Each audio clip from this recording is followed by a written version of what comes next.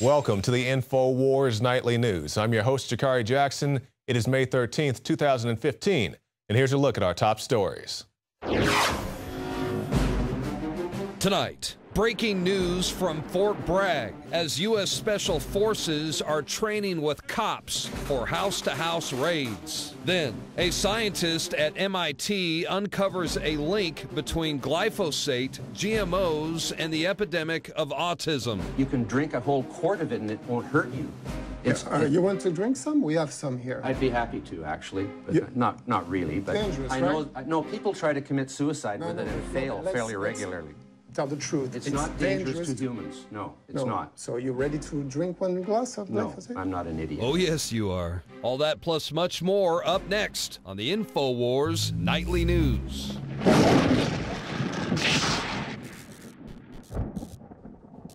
If you're like most Americans, you don't exactly enjoy paying your funds to the privately run Federal Reserve that's devaluing your currency with quantitative easing. But what if they were taking more out of your check than even they had somewhat of a, I won't say a right, but somewhat of a reason to attack? And let's say that sum was around $100,000 and you're a small business owner in North Carolina. Well, this is what actually happened to Lyndon McClellan. And it says, although McClellan did not break the law or was he charged with a crime, the IRS and Department of Justice seized his money. Following a front page story in the New York Times, the IRS announced it will no longer pursue the seizure and forfeiture of funds associated solely with legit source structuring cases. Well, that makes me feel a whole lot better that they don't want to do it now that's in the New York Times and they have a big front page story to make them feel bad about themselves. And it makes me wonder, you know, because a lot of times things will go on for a long time before they make the news. And then once they get caught, it's like, oh, well, we didn't really mean to do that. We're going to keep all the money that we seized. But hopefully we can get some help for this gentleman and they'll give him his money back and we can get rid of this stuff, these civil forfeitures.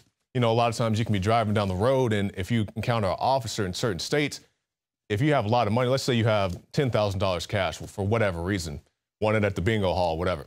You get pulled over, you have the cash in the car, the officer can seize your funds and say, hey, Mr. Smith, I think you're running an illegal drug activity. And he's like, I just won this at the bingo hall, so it doesn't matter. We're going to take your money. And if you ever do get it back, it's probably going to be years and you've got to spend thousands of those lottery winnings or whatever to get your money back. It's very unfortunate. And this is the type of mentally ill society that we now live in.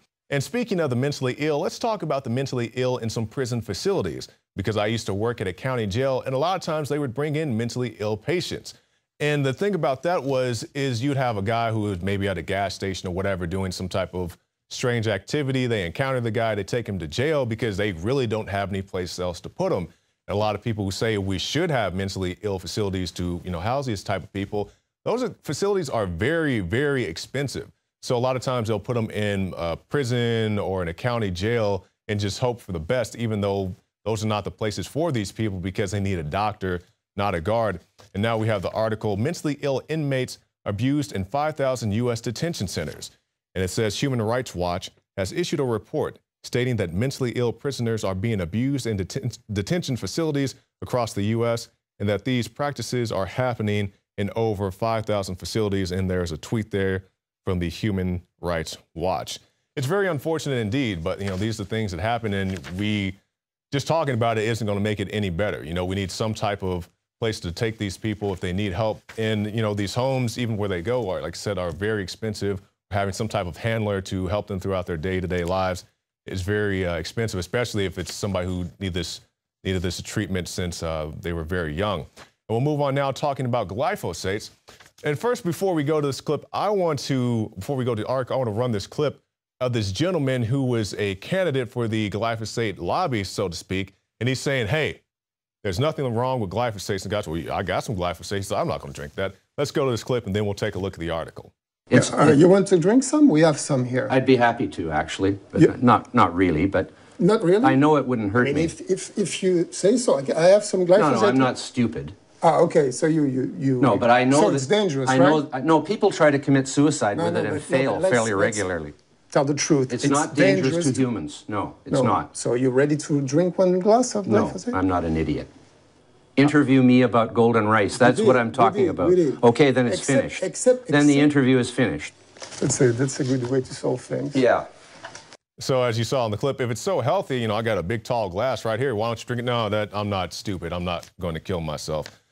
But it's not just deadly to your overall ultimate health. Now there's a study coming out of MIT saying that glyphosate could be linked, as well with other things, to autism. It says autism affects as many as 1 in 68 children born in the United States, according to the CDC, up from 1 in 150 at the turn of the century. And it says nobody knows exactly why it's happening, but many people are pointing the finger at the glyphosates and the GMOs and saying that it could be used in the same things we see in Roundup. So if you spray your yard with Roundup, they're saying it could increase the risk for autism. And I also had a chance, I was talking to somebody one time out at a protest at a rally, and she was asking me about, vaccines and GMOs and glyphosate. And I'm not an expert on any topic, but I could say, it's a cocktail of these things. I don't think it's as simple as you take a shot and you get autism, or you encounter glyphosate and you get autism. But when you have such a large concentration of this stuff over the course of many years, it does, the studies do show that it does have some type of an effect. And you contrast this with maybe an Amish community. They have very low numbers of autism. And there's that senator, congressman, he was talking on Capitol Hill saying that they didn't really have autism in Africa until people in the U.S. started to go over there with vaccinations. So, I think it's at least something worth looking at. It may not have the definitive finger like, yes, it's this one thing, but I think we should at least look at this stuff to make sure that these type of incidents don't happen to anybody in the future. And talking about future incidents, we talked a lot about Jade Helm here on the show, and you guys can go look at all those very numerous reports we put out about that. And we also saw the clips down in Florida. They're running drills in Fort Lauderdale and Miami and all over the place. And now we have a new one. Special Forces trained with cops for house-to-house raids. And this is out of Fort Bragg, or I guess right outside Fort Bragg in Richland County, South Carolina. And the police were teaming up with the military to do house-to-house drills, saying it's for domestic law enforcement.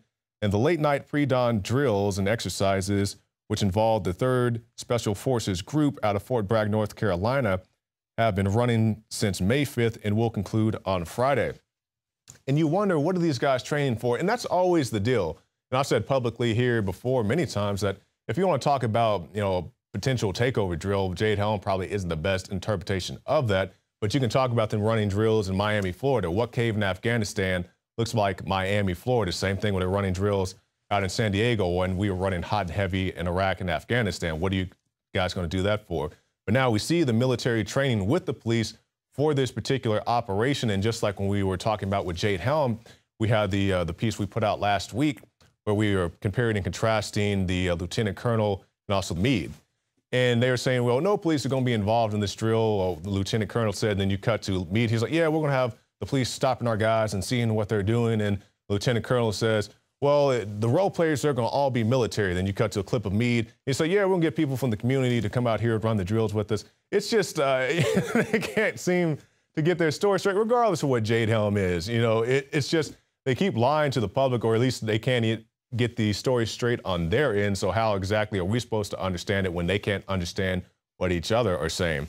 And then they want to come out and attack you and say that you don't go to their meetings, and even though you try to go to the meetings. For the people who don't know that story, they invited Alex to come on, I believe it was ABC. And he said, yeah, I'll come on there and do a live interview. They say, great, Mr. Jones. And then they say, we want to do a taped interview. He said, I'm not doing a taped interview because you guys can creatively edit the report and make me say anything that you want me to say. I'm not going to do that. And then like 10 minutes before the interview is supposed to kick off, they stop by his house. Hey, Mr. Jones, we're here to pick you up. He's like, the studio's more than 10 minutes away. I'm going to miss the interview. And then they come out and say, well, he was too much of a coward to come on the show. Then you got the, people at Fox News trying to say that he backed out of the interview. And hey, Fox News, ABC, whoever wants to get in on this Jade Helm action, Alex Jones has issued a open invitation. You can come down here to Austin, Texas, or he'll even come to you wherever you are and debate you live on air about Jade Helm. I'm sure you guys don't want to talk about that. You just want to read off your teleprompters and not have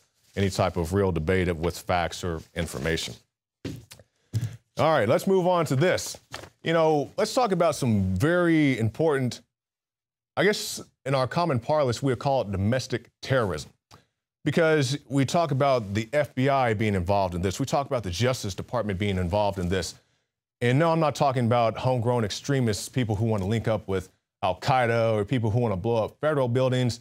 The FBI, the Justice Department, and also the FCC have linked arms in a unified front to combat Louie, old-time, good old-fashioned swing music. But hey, you know, I guess these guys are domestic terrorists just along with everybody else, because the FBI is leading an investigation into the song Louie, and they did this because of so-called controversial lyrics. And anybody who's ever heard the song Louie, it doesn't seem very provocative to me, but I guess some people thought it was.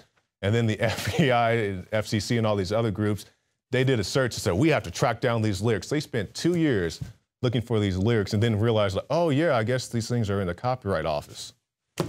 I mean, yeah, these are your tax dollars at work. You know, let's not worry about, you know, funding Al-Qaeda or dropping the air grenades to ISIS or running guns into Mexico. Let's not investigate any of that. Or, you know, 1993 World Trade Center bombing where they had, the FBI had the patsy cook the bomb. Let's not talk about any of that. Let's go investigate Louie. So these are your tax dollars hard at work and what they're doing to keep you safe. And we'll end our segment tonight with this before we go into more special reports. New UK law could criminalize politically incorrect opinions. So basically, over there in the UK, this is a good example to show to people who say, I'm not a criminal because I'm not breaking the law. This is a perfect example to show you that they can instantly change the laws to make anything you do, no matter how benign, a criminal activity. So we'll go out to break with this and come back with more special reports. Stay tuned. This is the INFOWARS Nightly News. I'm Jakari Jackson, and we'll be back right after this.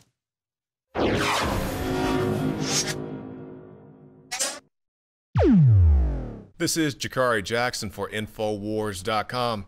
We have a new article on the site today. New UK law could criminalize politically incorrect opinions. And this is the British Prime Minister David Cameron. And he's saying that if you have a view that I guess the state or the populace at large don't like, you could be potentially labeled a criminal. And this also speaks to all the people who say, well, I'm not doing anything illegal, so I have nothing to hide. Well, you don't make the laws. Keep that in mind. You say you're not a criminal. They can make laws at any time that make your activity, even the most benign activity, criminal behavior. And the London Independent quoted Mr. Cameron, and they said it's the creepiest thing David Cameron has ever said. And Mr. Cameron said this: for too long, we have been a passively tolerant society, saying to our citizens, as long as you obey the laws, we will leave you alone. And he ended the quote by saying, this government will conclusively turn the page on this failed approach. And that reminds me of that scene, if you guys ever seen that movie Network. Please, at least leave us alone in our living rooms. Let me have my toaster and my TV and my steel-belted radios, and I won't say anything. Just leave us alone. Well, I'm not going to leave you alone. And that's what Mr. Cameron is doing exactly here. He's saying, I'm not going to leave you alone until you completely get in with what's politically correct in the society.